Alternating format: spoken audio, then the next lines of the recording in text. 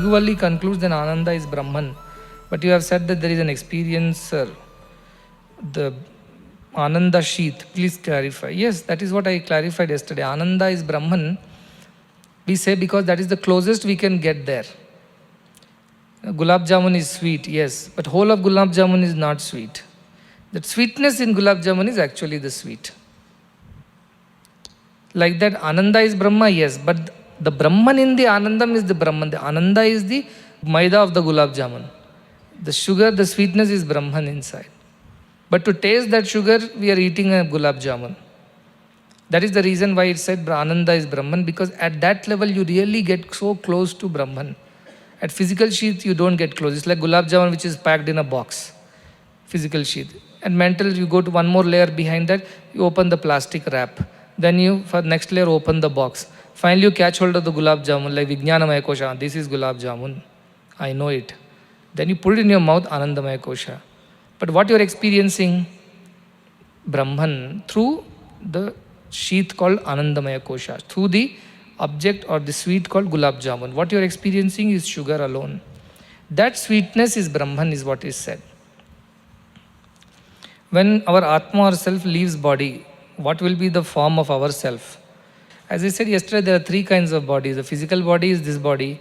Then there is a subtle body with your mind, prana, and the Vijnana, Ananda, 4 koshas. And beyond that is your causal body. What is the causal body? Causal body is just the Anandamaya kosha. There is no Vijnana and Mano, Buddhi, Prana, nothing exists there. Physical sheet. So Anandamaya is just an experience. And the one who is the very idea of experience is the final Brahman. The awareness of that experience is Brahman. Somebody's tongue is sick. Even if you place Gulab Jamun, like a lot of people smoke too much or eat pan, you put Gulab Jamun on their tongue, they cannot realize the taste of Gulab Jamun. Likewise, we don't realize Brahman till we become Brahman, is what it is said. So the body is, what is the shape of the body? Truth is that this shape which you think is the shape is also not a shape. Asharira is your true shape. No shape is your true shape. No form is your true form. That is the, if you identify yourself with the Brahman or Atman. If you identify yourself with the body, then believe you have a form. But your true self has no form. So when you die, what happens? There is no form to you. It's an imagination that there is one line like this, white spots will appear. All this is imagination. So when you see yourself first, how do you see right now? This body with skin and all the things like that, like a baby. Very beautiful, you say. Go a little deeper. This is what the baby is. Go even little deeper. This is what the baby is. And if you go further deeper, it will not be there at all. Because there is nothing. Like a man is there, very handsome man. Go a little deeper. This is his truth. Go even deeper. This is the truth. Go even deeper. This is the truth. Go even deeper. All energies. Go in deeper. Atoms, molecules. Go even deeper. Not even atom, molecule. Diffused energies. Then non-existence at all. It's one part of the universe. Even then deeper, you're nothing. Even deeper, that's all it is. Your body's shape you want, this is your body's shape. So what is your true shape? This is your true shape. Your physical body shape is only actually that only. There's nothing there.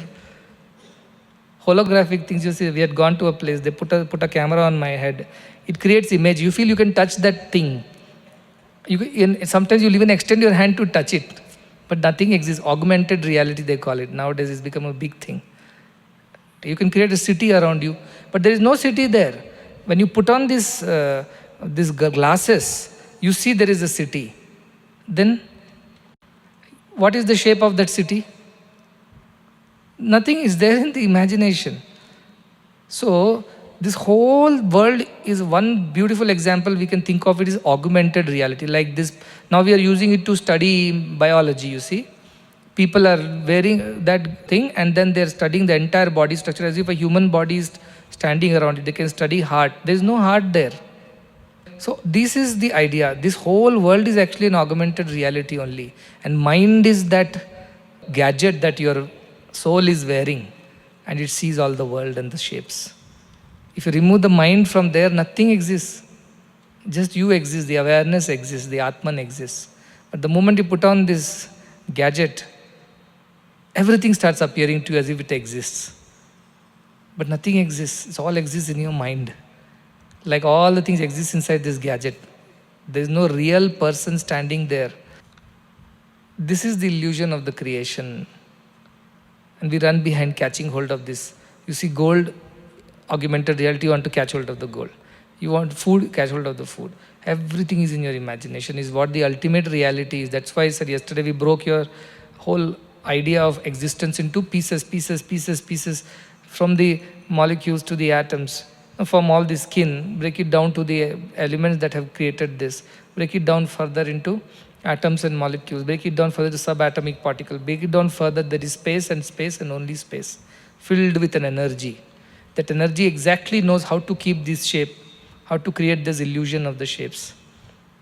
But if you remove all the space from in between everything, the whole universe will compress into 0.001% of its existence, which is also uncertain because they don't know whether any matter is there in the universe at all. E is equal to mc square. All matter is energy, all energy is matter, they're saying. So at the end of it, only energy exists. It means matter never existed. That is what science says. If I convert all the matter in the world, I can convert it into energy. What exists, you tell me? What exists? Nothing exists, only energy exists. All energy got converted into matter. So who was the original source of that energy from which the matter appeared? Who was the original source is the question one has to ask. That is Brahman. That source was Brahman, from whose energy came out the matter, the gases, the collisions, the Big Bang, the hot meteorites and planets and stars, and the galaxies and solar system, and then the earth, then water, animals, birds, plants, bees, you, me. Out of that, simply it has come out of nothing because it's come out of the energy. Because I can convert everything back into energy. Once I convert the whole universe back into energy, theoretically, let us say, what exists? No matter exists after that. What exists? Nothing exists. Only the energy exists. The consciousness exists. This is what Vedanta is saying from the day one.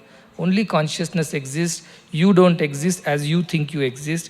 Your existence is different. Your existence is only consciousness. Bodies, shapes are not your existence.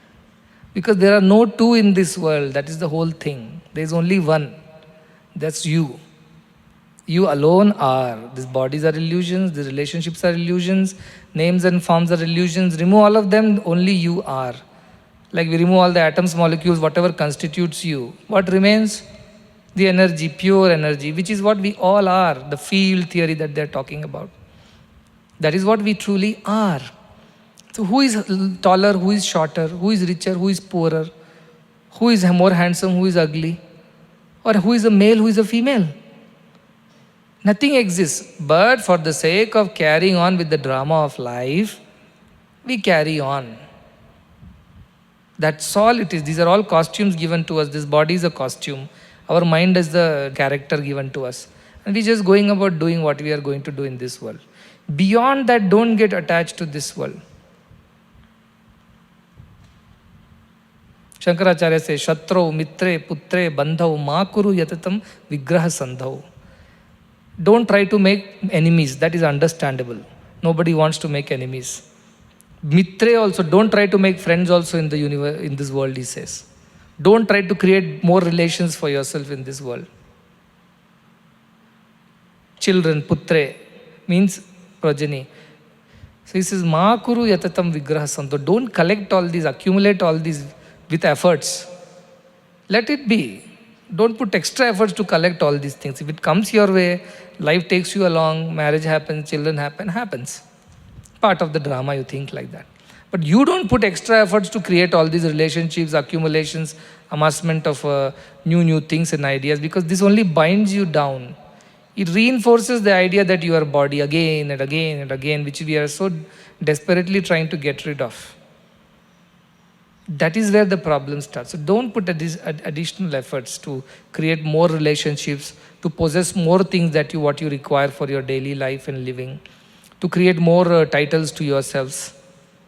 Don't do that, because that much more it will get complicated for you to realize your true self.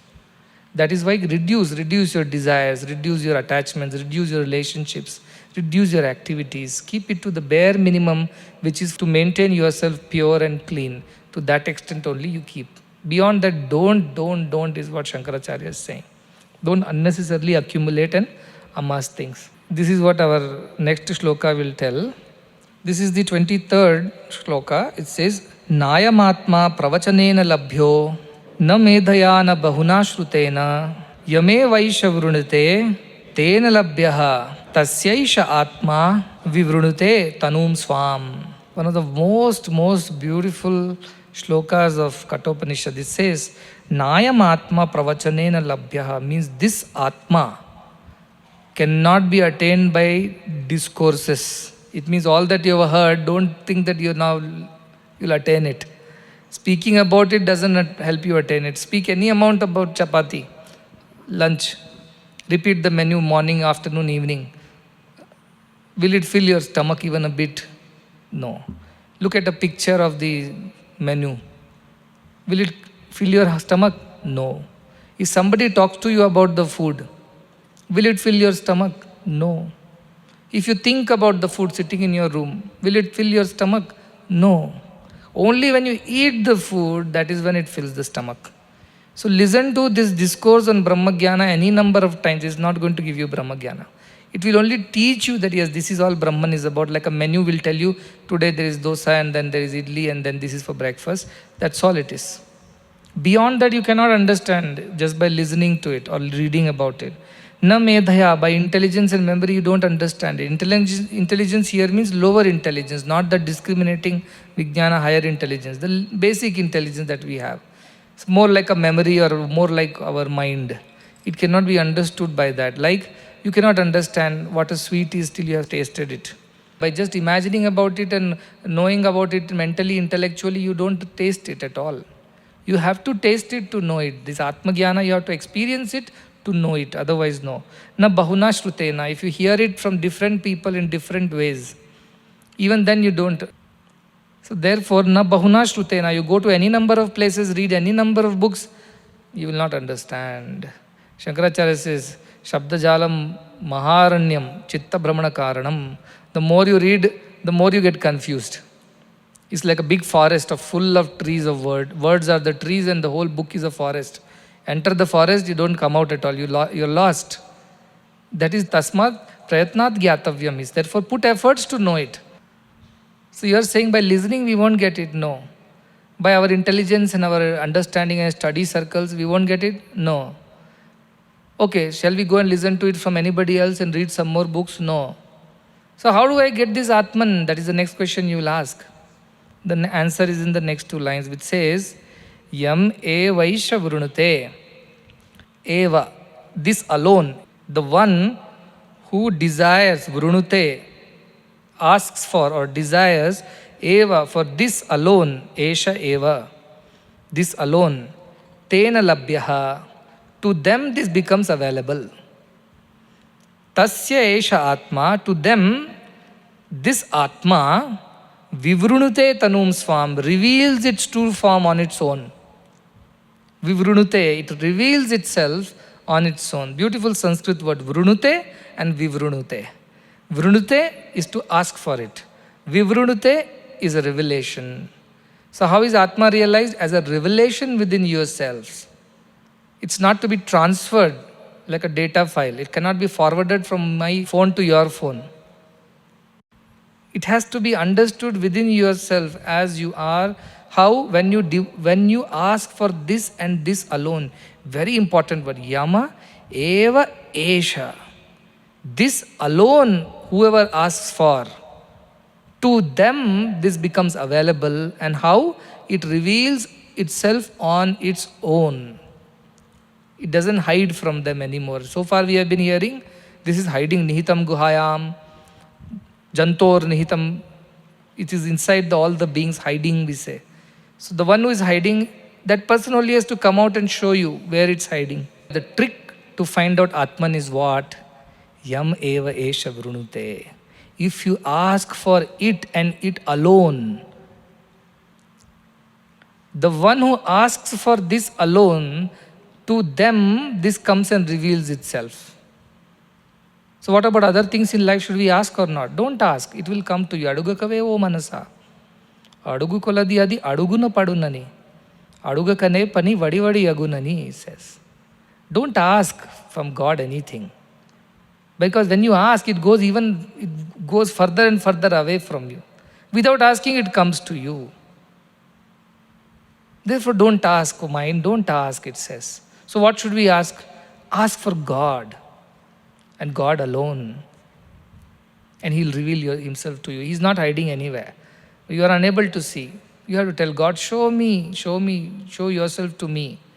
Why? Because I just want you and nothing else. So God will appear. So that is the idea. I tell this story often, that how a prince displayed all his wealth, all nice things in the palace on his birthday and said, anybody can come and pick up anything that fits one's hand and take away as my birthday gift. So everybody rushed to the palace and they started taking as much as possible in their hands, gold coins and jewelry and nice articles and items, whatever they could carry. One young girl was not touching anything, it seems. She was just waiting and waiting. So the prince was hiding, in a disguise and watching everybody who is coming and going. He noticed that this girl is not touching anything. She is waiting as if searching for something. So he goes to her and asks, you don't want anything? Why are you not picking anything? He said, no, the one that I'm looking for is not on display. Whom are you looking for? I am looking for the prince, she says. My desire is if the prince's hand comes into my hands, that is my desire. I am not finding that prince, therefore I am not picking anything here. The prince becomes very happy. He reveals himself. Yamayavesha vrunate tena labhya tasyesha atma vivrunate tanuswam. You are looking for me. All these people were happy taking away my wealth. But you wanted me, here I am. He reveals himself and puts his hands in her hands and says, here, I give myself to you.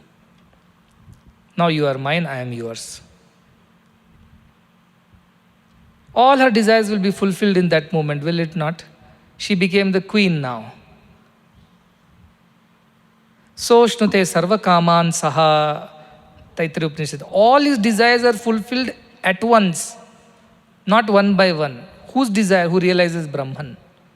Like this ordinary girl's desire to marry the prince fulfills all her desires of whatever she needs in life, because now she is the queen. Likewise, Yamaivesha Vrunate, the one who wants that Brahman alone to the exclusion of everything else. To them alone, this Brahman himself comes and reveals himself. They don't have to search. Just by being there, Brahman is watching you like the prince is watching this ordinary girl. Seeing through this drama, the one who asks for God not only gets God, gets everything else also as he or she requires.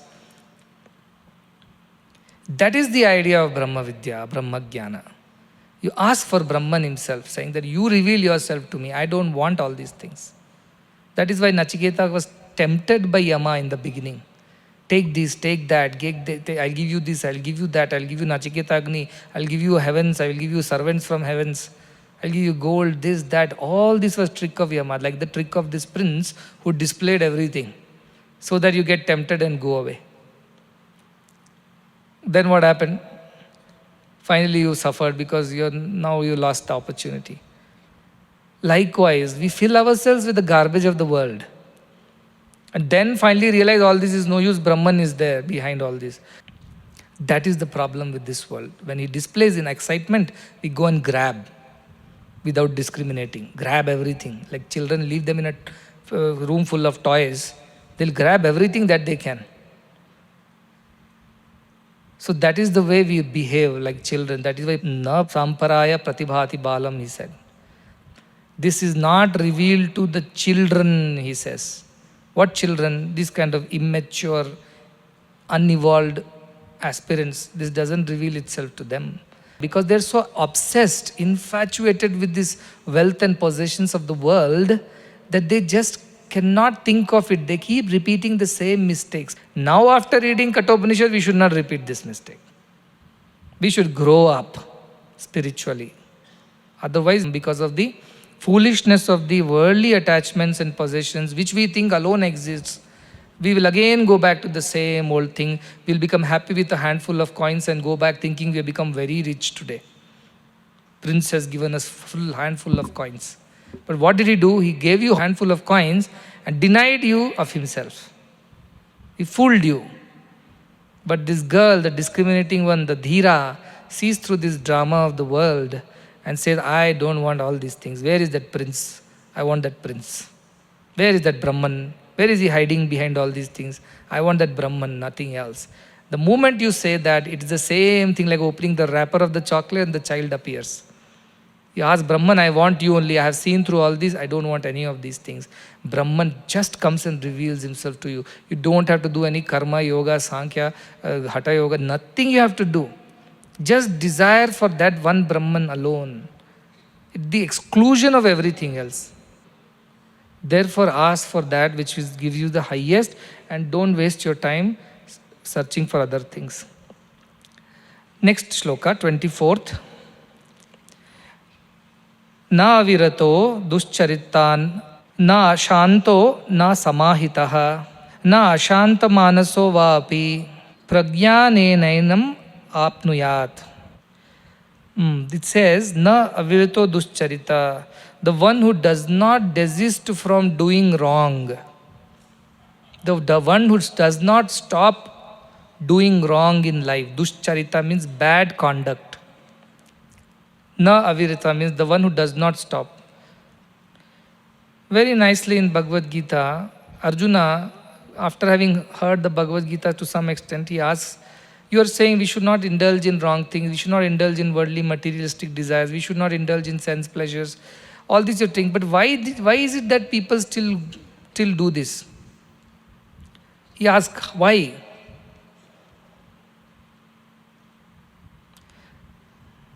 He says, why do people behave in a wrong way despite being told not to behave?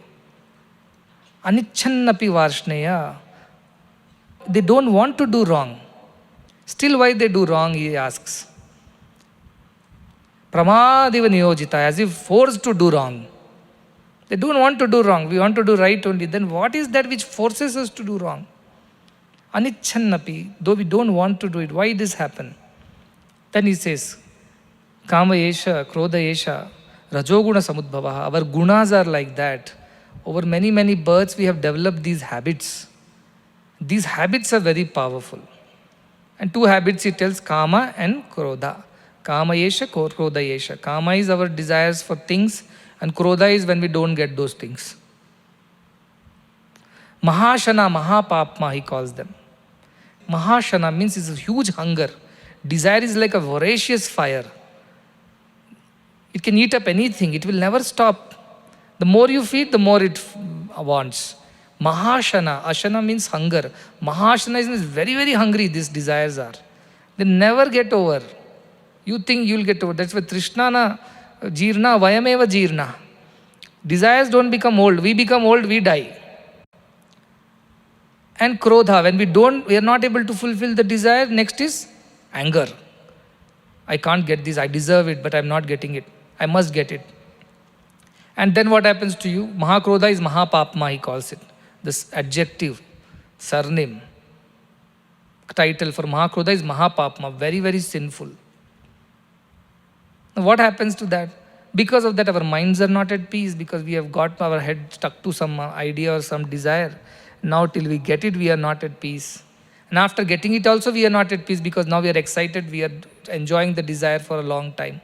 Till we are bored of it and a new desire arises. Life goes on, round and round and round. Never ends. One desire leads to another. One desire's fulfillment leads to another desire. One desire's unfulfillment leads to anger. So we are never at peace. These were two things he has used. Na avarito duscharita. When we do wrong, but till we desist from doing wrong, and all wrong is what? Whenever we behave in a way other than our divine true self, everything is wrong. That is why I was telling the other day. Anything that you think, say or do without the divine consciousness, but as only human consciousness, is a big mistake in this world. You may say, but all these seva activities, mistake. All the bhajan and sankirtana, mistake. All the dhyana and all this tirthyatra, mistake. Till when? Till you do it for the wrong reason.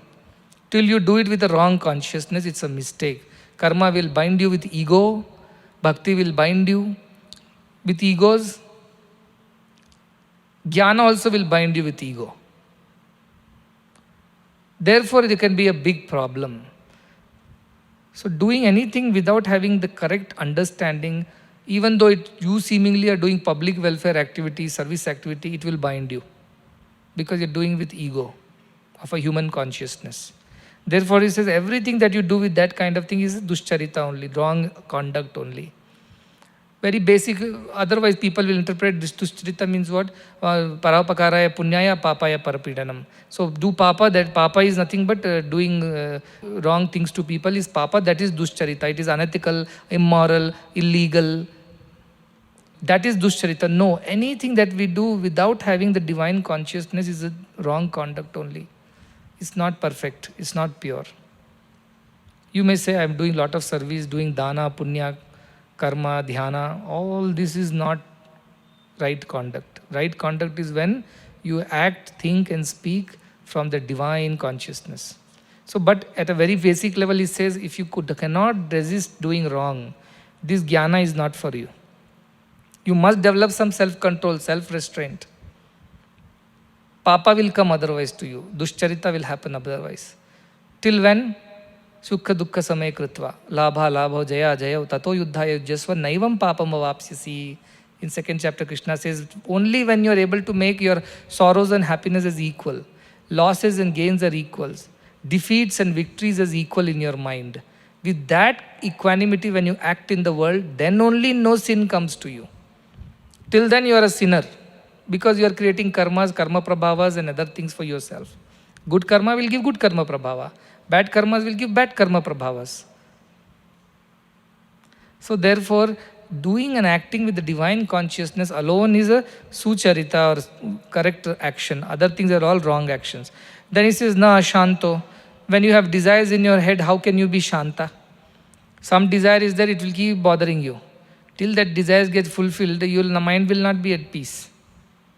I want to eat this. Somehow you set your mind on a thought of eating something or meeting somebody or going somewhere. Till that happens, your mind does not leave you. It will push you, pull you, throw you all around the place till it gets what it wants out of you. It will do all drama like children do, small children roll on the floor, cry, bang their head, tear things, break things, till the parents give them what they want. Wrong understanding, wrong action. So right action is correct charita, and that charita will make you peaceful. Because whenever you do anything wrong, are you at peace? Some guilt, some anger, some frustration, some negativity will always bother you. You may act very smart and happy that as if nothing has happened, but deep down that conscience pricks and will never let you stay in peace. Therefore, desist from doing wrong, as he says. Tyaja durjana sansargam. Bhaja sadhu samagamam, kuru punyam ahoratram, smara nityam anityatam. Run away from bad company, because without running away from bad company, you cannot stop doing bad things. You will end up doing bad things today or tomorrow. So run away from bad company, he says, so that you stop doing bad things. Then your mind will be at peace. Shanta manasa. But just mind at peace is enough without desires? No, it has to be samahitaha. If your mind is na samahita means what? You are not able to keep your mind focused. Some people are very good, very pure. They don't have any selfish motives. Then what? I want to do this for society. Next I want to do that for society. Next I want to do this. They cannot sit in one place for 2 minutes. Their mind cannot be concentrated at all. Continuously the mind is thinking, jumping from one to the other like monkey, jumping from tree to tree. Luckily all are good trees only. But then it's still jumping. It cannot stay steady. So first part brings the purity of mind. What is the purity of mind? Desist from bad thinking, speaking and doing. Samyak drishti, samyak vak. This is what Buddha says. Samyak karma. So practice that. How? In good company you can practice that. Bad company you cannot. So run away from bad company. Next, your mind has to be at peace first. Peace means when you are pure, when you have no desires, nor you have any impure feelings in you, then you become peace. Your body is at peace, your mind is at peace. After that, samahita, whose mind is not samahita, means whose mind is not focused, absorbed, and concentrated, but is fickle, like all the time it moves. Remember Mala Vikshepa Avarana, we have done that exercise in the beginning. Mala is this Duscharita. And Vikshepa is the fickle mind. It's good mind, pure mind, but very fickle. Can't sit in one place for 2 minutes, can't think of one thing for a minute. All the time it jumps. So such a asamahita mind is not going to work out for you. Then what happens? Na ashanta manaso. Now you will be thinking body has become peaceful. Mind also, suppose we have absorbed it and made it focus. What is this new thing? Na ashanta manaso. By now mind should have become peaceful. It says ashanta manasa. So Shankaracharya very beautiful defines. He says, you have desisted from doing all the wrong. You have absorbed yourself in meditation now. But next, why your mind is curious and restless? Because you want the realization to happen next minute. So that is your problem now. Even the idea that I must realize now and tomorrow or in a week's time disturbs your mind. See how much effort you have put to purify your actions, thoughts, words. How much effort you have put to remove all the guilt and negativity from you. How much effort you have put to focus your mind on good thought like Aham Brahma, Sarvam Brahma. After that, the bigger problem that comes is, why I am not realizing? Why am I not realizing? That thought will again disturb you and you will not be able to think of God. So in the process of wanting to know God, you will lose God. So just be. Our Ramana Maharshi will say, Summa iru, urke undu. Why? Keep quiet. Just be. Do your part. Brahman feels you are ready, Brahman will come and reveal. That's why these two shlokas are together. Yamaya Vesha Vrunate Tena Labhya, Tasya Shevatma Vimrute Tanusmam, Na Virto, Duscharita, Na Shanto, Na Samahita, Na Shanta Manasvapi.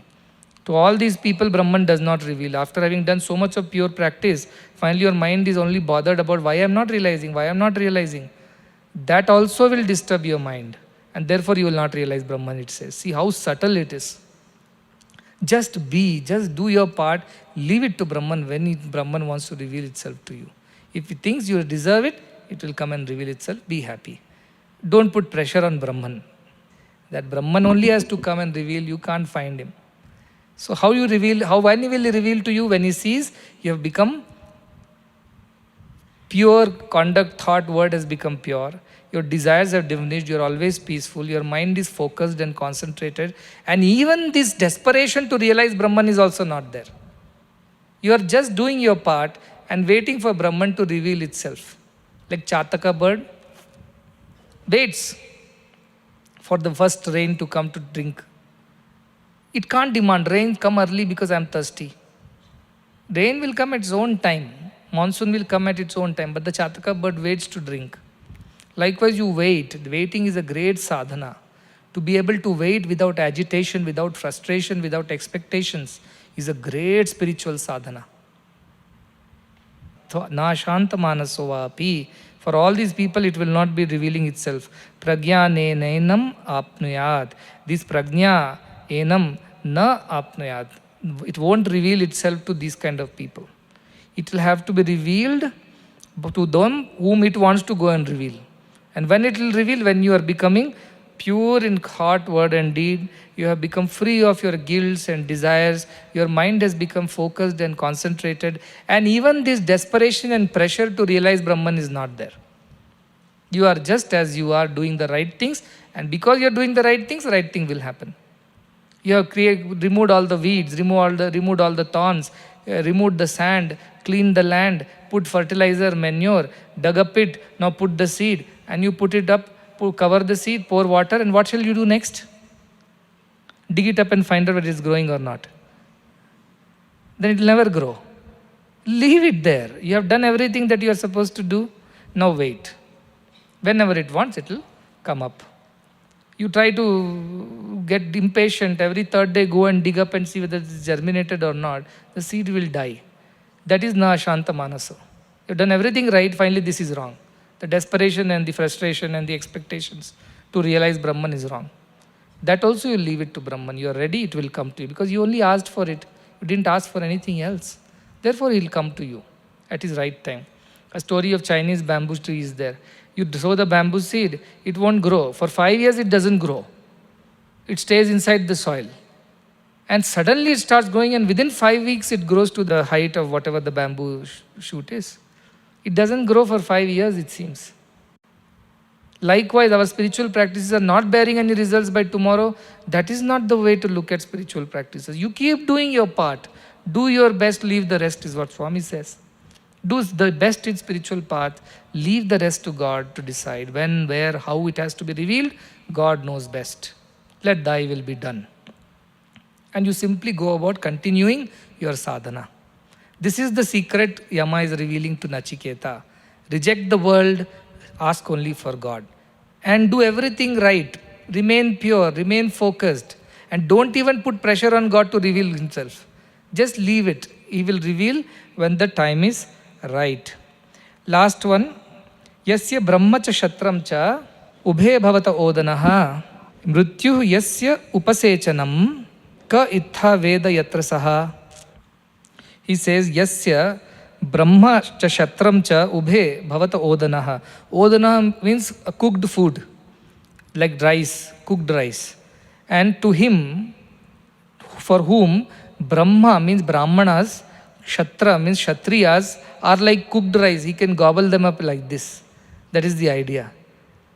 It is not about eating non-vegetarian, means Brahman and Kshatriya cut and eat it up. This person's power is beyond the power of Brahman and Kshatriyas, Brahman and Kshatriyas. Think of those times, who are the most powerful sects in the society? The Brahmins and the Kshatriyas. Then came the Vaishyas and Shudras. So Yama is telling the one who realizes Brahman, how powerful he is more powerful than Brahmanas and Kshatriyas also. He is more glorious than them. The best class in the society were considered in those as Brahmins and Kshatriyas. This Brahmagyani is even glorious than them. That is the idea. If you are a Brahmagyani, you are the best person on earth. There cannot be anybody better than being a Brahmagyani. Brahmagyani is the epitome, perfect, sa kashtha sa paragati. He is the absolute highest state of existence.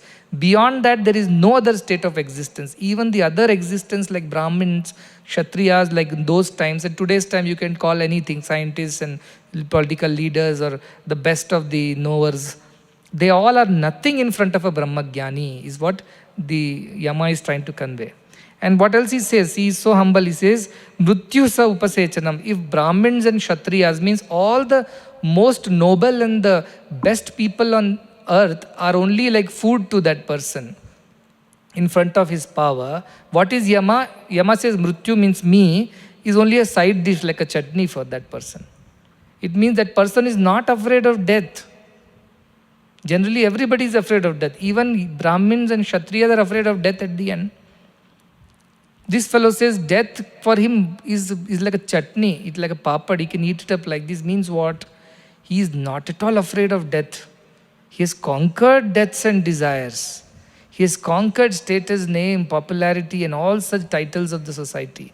He has gone beyond all these things. He is in a perfect state of satisfied existence. There is nothing more to add. Purna madha purnamidam, purnat purnamudachyate. He has become purna, fulfilled and complete within himself.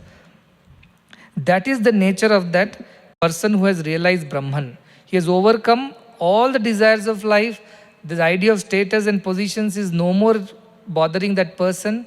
He is the noblest, the best, the highest existence that is possible. And for him, death is no fear at all. He can play with death. It is symbolism to represent that this only so much. So the person who has realized this, ka ittha veda yatra saha. It means ka, who, ittha, in this way, Veda Saha has understood that Brahman. Who else has understood the Brahman other than the one who has become Brahman? And the one who has become Brahman, for him being a Brahmin or Kshatriya is no matter at all. Or even death is not an issue for him, he doesn't care. So therefore, this one, only Brahmagyani can understand. Other for ordinary people, This Brahma Jnana is not there. Other than that, nobody will know. Other than whom?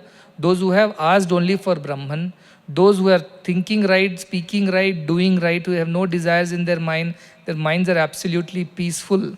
Their mind is completely concentrated and absorbed. They are not fickle-minded people whose mind keeps shifting here and there.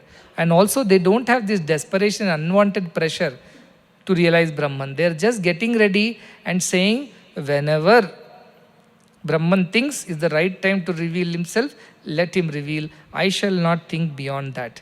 This kind of idea is that. One more way of interpreting the last sloka is Brahma, Kshatriya and Mrityu can be considered as Sattva Guna, Rajo Guna and Tamo Guna. So these people have gone beyond the three gunas, and therefore these people are not affected by the three gunas, the Brahma Jnanis. But those who are swinging between the gunas and the desires, for them this Brahma Jnana is not to be known. Brahman will not reveal himself. So you may say, I am Brahman, you are saying, Swami, yes, but you don't know that you are Brahman. That is the problem. You are God, but you don't know that you are God. That is the problem. And how will you know God? When you desist from doing wrong things, when you keep your minds pure, desires in control, and absorbed mind, and not even this kind of a frustration and expectation and desperation to realize Brahman within tomorrow. So, iti Katakopanishadi Prathamadhyaya Dvitiya Valli. This is the second Valli of the first chapter of Kathopanishad.